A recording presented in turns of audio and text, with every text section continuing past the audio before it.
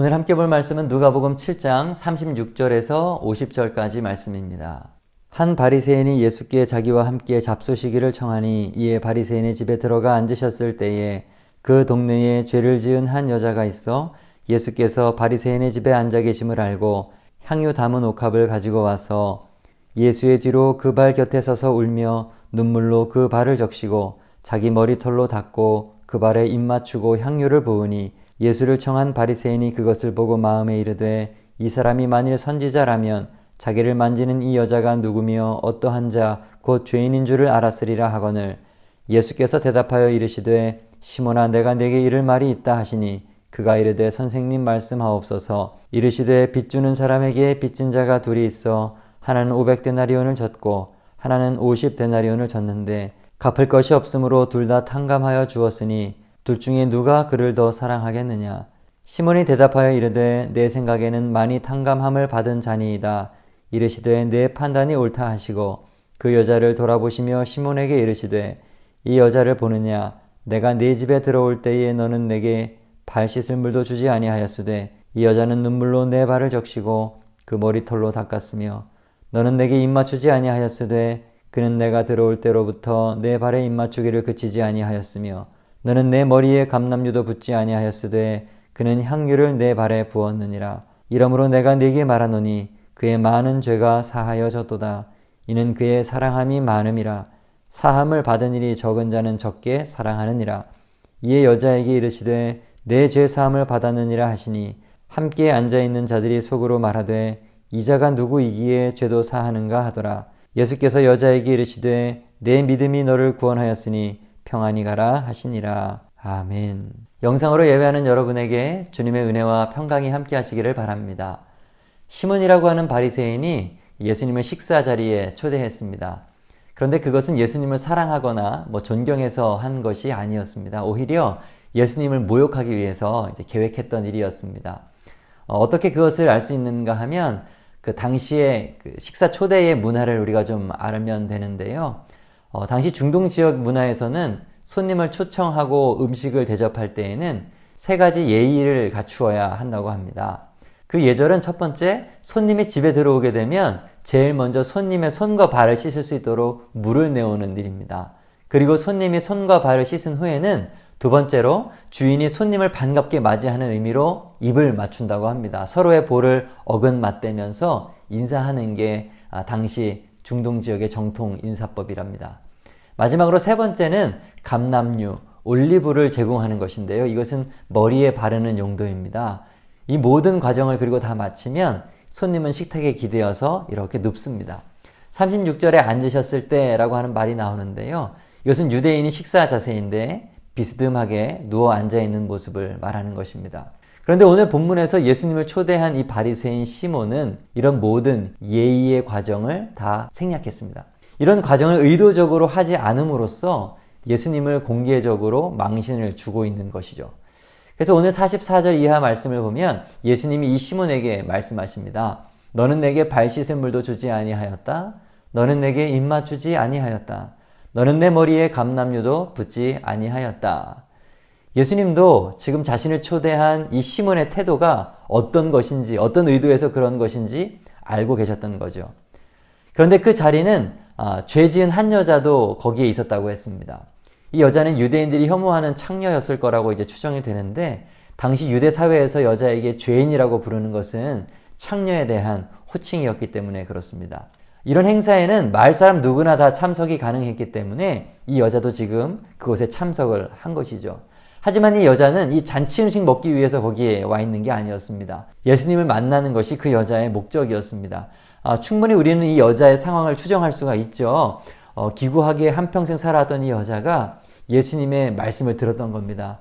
죄인을 불러서 구원하러 왔다고 하신 그 메시지를 들었던 거죠. 그리고 평생 하나님께서 나를 버렸다 이렇게 생각했던 이 여자가 자신과 같은 연약한 사람들, 죄인들, 미천한 자를 예수님이 찾아왔다고 하시니 얼마나 기쁘지 않았겠습니까? 너무나도 감격스러운 나머지 예수님을 만나서 감사의 마음을 표현하고 싶었던 것이고 자기가 구할 수 있는 것 중에 가장 귀한 향유 옥합을 가지고 지금 주님을 찾아온 것입니다.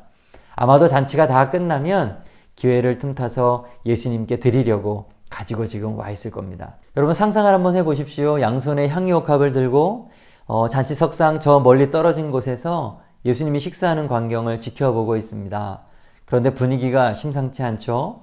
바리새인이 예수님을 초대해놓고 계획적으로 모욕하고 있습니다. 옆에 앉아있는 다른 바리새인들도 희죽거리면서 예수님을 바라보고 있었겠죠. 이 모든 과정을 지켜다본 이 여자는 존귀한 예수님이 이 바리새인과 같은 자들에게 모욕당하는 것이 너무나도 마음이 아팠을 겁니다. 하지만 자신은 죄인이고 할 수 있는 게 아무것도 없고 예수님 주변에는 힘 있는 사람들이 가득하고 아마 바라볼 수밖에 없었을 것입니다.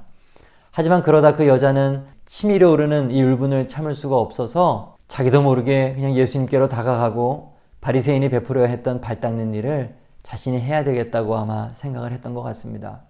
여자는 예수님의 발을 잡고 주체할 수 없는 눈물을 흘립니다. 예수님의 발에 묻어있는 그 흙먼지는 그 여인의 눈물로 씻겨집니다. 그리고 수건을 준비하지 못했던 이 여자는 자신의 머리를 풀어 헤칩니다. 유대인들의 관습 속에 여자가 사람들 앞에서 머리를 풀어 헤치는 것은 굉장히 수치스러운 일이지만 이 여자는 지금 사람들의 시선에 개의치 않고 예수님의 발을 닦았습니다. 그리고 그 발에 입을 맞춥니다. 최고의 헌신적인 복종, 존경, 표현하고 있는 것입니다. 바리새인이 예수님께 해야 할 이 입맞춤의 예의를 이 여자가 대신하고 있는 것이죠. 그리고 마지막으로 향유를 예수님의 발에 붓습니다. 이 향유는 한 병의 가격이 1년 노동자의 수입에 해당합니다. 굉장히 값진 것이었기 때문에 로마 부유층 여자들이나 사용하는 것이었습니다. 그런데 이 여자는 이 귀한 것을 아낌없이 예수님의 발에 붓습니다. 이 말씀은 첫째로 남이야 어떻든 나는 내 일을 하면 됩니다 라는 교훈을 우리에게 안겨줍니다. 여러분 이 세상은 예수님을 모욕하는 바리새인들로 가득합니다. 예의가 없는 사람들이 얼마나 많은지 모릅니다. 그때 우리가 어떻게 행동하는가 본문은 우리들에게 가르쳐줍니다. 바로 겸손하게 내게 주어진 그 일을 감당하는 것입니다. 이 여자는 바리새인들이 잘못된 행동을 알았지만 그들을 비난하지는 않았습니다. 그냥 자기가 할 수 있는 최고의 방법으로 주님께 마음을 드렸습니다.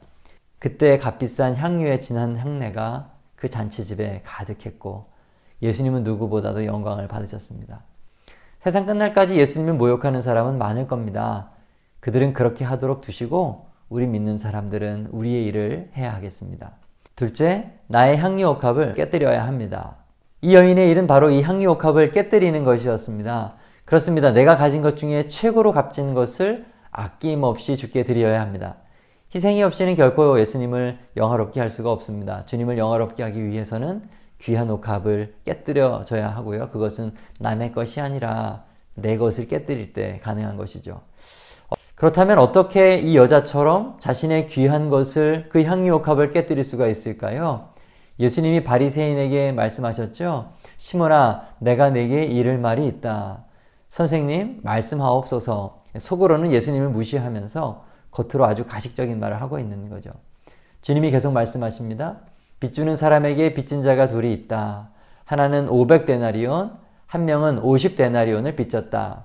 한 데나리온은 하루의 품삯이니까 한 명은 500일치 일한 값을, 그리고 또 다른 한 명은 50일치 일한 값을 빚진 것이죠. 그런데 이 둘 다 빚을 갚을 수가 없는 사람이어서 이 빚준 사람이 모두 탕감해 주었다는 겁니다.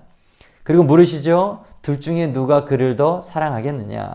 많이 탕감을 받은 자입니다. 그래, 너의 판단이 옳구나. 그러면서 이 이야기를 해석해 주십니다. 너는 내가 내 집에 들어올 때 물도 주지 않고 입 맞추지도 않고 감람유도 주지 않았다. 그런데 이 여자는 눈물로 적시고 머리카락으로 닦았다. 내 발에 입을 맞추었다. 향유를 내 발에 부었다. 자신의 죄가 적다 여기고 그 적은 죄가 사하여졌다고 생각하는 사람은 나를 적게 사랑하고, 자신의 죄가 많아서 많은 죄가 다 사함받았다고 생각하는 사람은 나를 많이 사랑한다. 그리고 여인을 향하여서 말씀하셨습니다. 내 죄 사함을 받았느니라. 내 믿음이 너를 구원하였으니 평안히 가라. 여러분, 이 여자가 예수님께 자신의 그 귀한 향유옥합을 깨뜨렸던 그 이유가 무엇인지 발견하셨습니까? 바로 예수님께서 자신의 빚을, 자신의 큰 죄악을 다 사해 주셨기 때문입니다.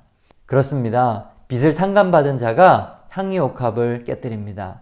예수님께서 십자가상에서 돌아가시기 직전에 마지막으로 하셨던 말씀, 다 이루었다. 여러분, 이 말 뜻은 빚을 청산하다, 지불하다 라고 하는 의미를 가지고 있습니다. 모든 인류는 예수 그리스도에 의해서 죄를 다 탕감받았음을 믿으시기 바랍니다. 여기에 서 있는 저나 여러분 모두 예수님이 빚을 다 탕감해 주었습니다. 그 빚을 진심으로 아는 자만이 자신의 귀한 옥합을 깨뜨리고 예수님의 발에 부어드릴 수가 있는 것입니다. 우리가 얼마나 추악한 죄인인 줄 인식하면 인식할수록 주님의 은혜에 보답하기 위해서 더 많은 헌신과 감사를 드리게 되는 것이죠. 반대로 자신의 죄악을 인식하지 못한 채 단순히 종교적인 행위로서만 교회를 나오는 그런 사람들, 나는 하나님께 할 바 다 했다 이렇게 여기는 사람들은 바리새인과 똑같은 것입니다. 예수님을 메시아로 볼 수도 없고 그저 그분을 모욕하는 인생이 되고 마는 것이죠. 오늘날 수많은 기독교인들이 자신이 엄청난 죄에 그 빚을 탕감받은 사람이라는 것을 망각한 채 신앙생활을 하고 있습니다. 아니, 수많은 자들이 교회에 나오기는 나오는데 그 시작을 죄악의 인식에서 출발하지 않는 사람들이 너무나도 많이 있습니다. 교회가 문제가 많죠. 왜 예수를 믿어야 하는지에 대해서는 가르쳐주지 않고 그저 이상한 다른 이야기만 하면서 교인 수를 늘리려고만 합니다. 그리스도의 구속사여, 그 생명의 진리, 그런 것에 대해서는 가르쳐주지 않고 오직 성도들의 환심사고 그저 세상적인 교훈들, 교양으로 강단을 가득 메워가지고 기독교의 기초를 변질시키고 있습니다. 죄인식에서 출발하지 않는 신앙은 온전한 신앙이라고 할 수가 없습니다. 죄가 더한 곳에 은혜가 더욱 넘쳤나니.